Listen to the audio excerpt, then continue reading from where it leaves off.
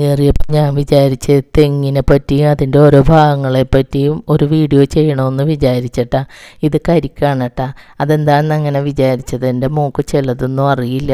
അതേപോലെ അറിയാത്ത കുട്ടികളുണ്ടെങ്കിൽ അറിയണമല്ലോ, അതിന് വേണ്ടി പറയണേന് കേട്ടാ. അപ്പോൾ ഇത് പൊതുമ്പാണ്. നിങ്ങൾ എന്തെന്നാ പറയണേന്ന് എനിക്കറിയില്ല കേട്ടാ. ഇത് കൊലഞ്ഞിനാണ്. പിന്നെ അതിൻ്റെ ഓലയാണ് കേട്ടോ ഇത്. അതിൻ്റെ അറ്റത്തുള്ളതാണ്. ഇതിനെ തുഞ്ചെന്ന് പറയും കേട്ടാ. ഇത് കീറിയൊക്കെ എടുത്ത് ഡിസൈൻ ചെയ്ത് വേറെ ചൂല് ഉണ്ടാക്കും ആളുകൾ. പിന്നെ ഇതാണ് കേട്ടോ, കോഞ്ഞാട്ടയാണ്. അതേപോലെ തന്നെ ഇതിന് പറയണത് കോർക്കും കൊടി എന്നാണ് കേട്ടോ, കോർക്കും കൊടി. അപ്പം പിന്നെ ഇത് ചിരട്ടയാണ് കേട്ടോ. പിന്നെ ഉണ്ടല്ലോ നമ്മൾ കുളിക്കാനൊക്കെ എടുക്കില്ലേ, അത് ചകിരിയാണ്. പിന്നെ ഇത് മടലാണ് കേട്ടോ, കയറിന് വേണ്ടിയിട്ടൊക്കെ അത് ഉപയോഗിക്കും. പിന്നെ ഇത് നമ്മുടെ വെള്ളക്കയാണ് കേട്ടോ. ഇത് വലുതാകണതാണ് തേങ്ങ. ഇത് അതിൻ്റെ അലരാണ് കേട്ടോ. പിന്നെ ഉള്ളത് അതിൻ്റെ മൊത്തനാണ്. തേങ്ങയുടെ അറ്റത്ത് കാണുന്നത് മൊത്തനാണ്. പിന്നെ ചകിരിച്ചോറ്, അത് നല്ല ഡിമാൻഡാണ് കേട്ടോ ഇപ്പോൾ ഈ ചകിരിച്ചോറിനൊക്കെ. അപ്പോൾ അത് ഞാനുണ്ടല്ലോ ഈ ചകിരിയിൽ നിന്ന് നടത്തിയെടുത്തതാണ്.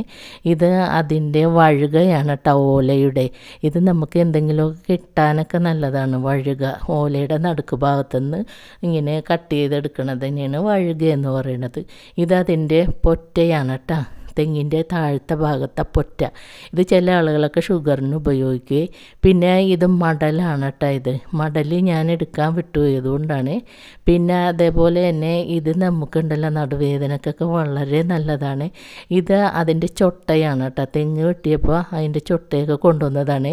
ഇത് പൂക്കുലയൊക്കെയാണ് കേട്ടോ. ഇത് വെച്ച് നമുക്ക് ലേഖ്യമൊക്കെ ഉണ്ടാക്കുക. അതേപോലെ നടുവേദനക്കൊക്കത്തിന് നല്ലതാണ് കേട്ടോ. ഇത് അതിൻ്റെ പൊങ്ങാണ് കേട്ടോ. ഇത് മുളച്ച് പൊങ്ങണതാണ് തൈയായിട്ട് വരുന്നത്. വളരെ ടേസ്റ്റാണ്. കുട്ടികൾക്കൊക്കെ കൊടുക്കണം, വളരെ നല്ലതാണ്. മുതിർന്നവർക്കും നല്ലതാണ് ഇത് കഴിക്കണത് കേട്ടോ.